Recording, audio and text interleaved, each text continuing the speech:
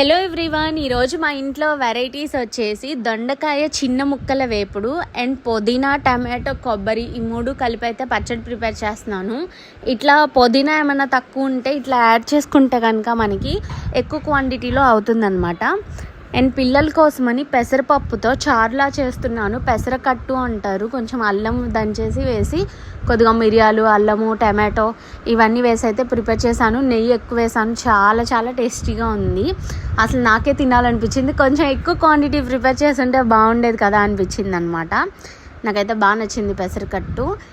And night డిన్నర్లోకి Maggi prepare చేసుకున్నాము. Maggi prepare చేసి చాలా కాలం అయిపోతుంది, చాలా మంత్స్ అయిపోతుంది. సో తినాలనిపించి మ్యాగీ ప్రిపేర్ చేశాను. దాంట్లోకి tomato, onion, carrot and green peas వేసి అయితే చేశాను. మనకి యాడ్లో చూపిస్తారు కదా పొడి పొడిగా వస్తుంది. అట్లాగా చల్లారిపోయిన తర్వాత ముద్దలాగా అతుక్కుపోదన్నమాట. ఇవన్నీ మనం వేసి చేసుకుంటే పొడి పొడిగా వస్తుంది.